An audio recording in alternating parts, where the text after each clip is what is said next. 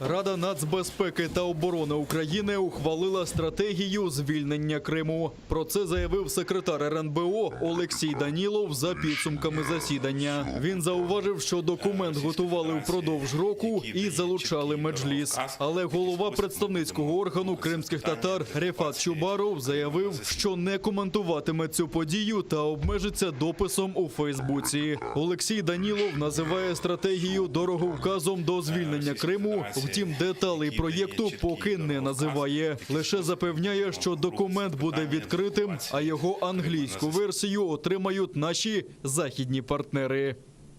Це буде відкритий документ, всі зможуть з ним найближчим часом ознайомитись. Більш того, ми прийняли рішення на засіданні Ради нацбезпеки і оборони. Він буде мати офіційний переклад англійською мовою, що дуже важливо сьогодні в сучасних умовах. І всі наші партнери отримають цей документ найближчим часом англійською мовою. Цей документ буде відкритий. Окупанти погрожують Ельвіру Аметову. Зранку до голови Судакського регіонального меджлісу приїхали окупаційні поліціянти. Розпитували про бізнес та вручили запрошення до Центру протидії екстремізму в Сімферополі. Підозрюють у буцімто фінансуванні забороненої організації, маючи на увазі меджліс. Представницький орган кримських татар заборонений окупантами, але досі вони не погрожували представникам регіональних осередків. Їхати з окупантами та підписувати документи Ельвір Аметов відмовився. Каже, гроші витрачає на родину та доброчинність, а меджліс покине тільки коли цього забажає народ.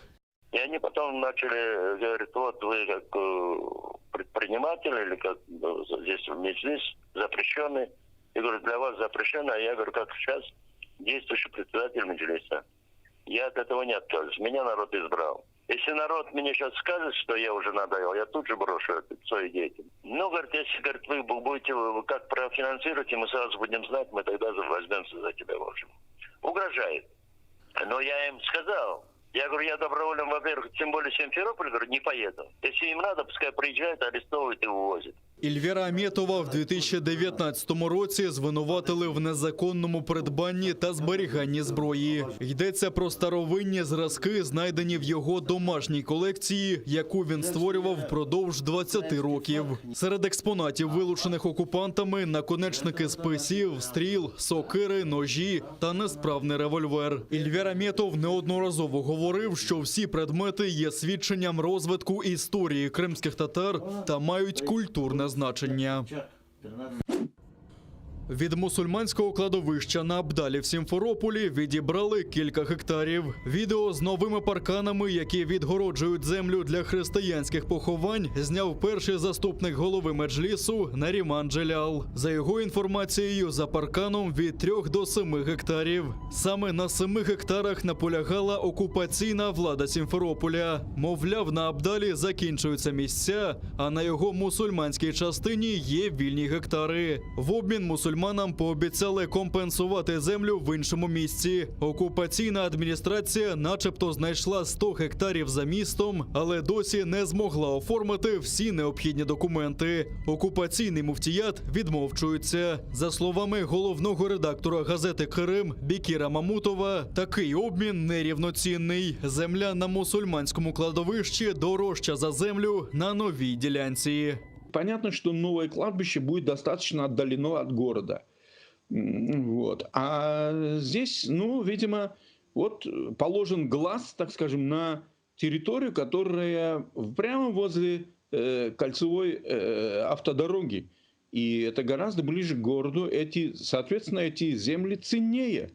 Вот. Возможно, что здесь есть какой-то, так скажем, и финансовый интерес, исходя из того, что однозначно эти земли будут котироваться дороже, конечно, чем те, которые там на новом, уже, так скажем, на 3-м Абдале.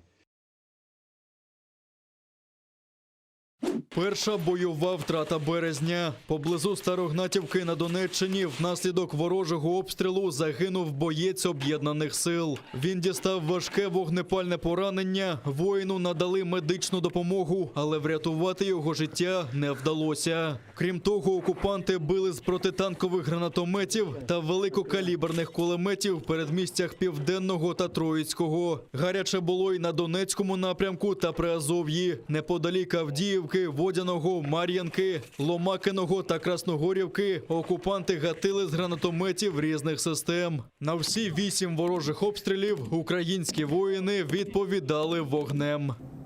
Про дії збройних формувань Російської Федерації повідомлено представників ОБСЄ через українську сторону СЦКК. Українська сторона СЦКК повідомляє про грубі порушення з боку збройних формувань Російської Федерації та її найманців. СЦКК 10 березня зафіксовано проведення найманцями Збройних сил Російської Федерації інженерних робіт з обладнання позицій в напрямку підрозділів Збройних сил України на непідконтрольній уряду України території в районі населеного пункту Калинове.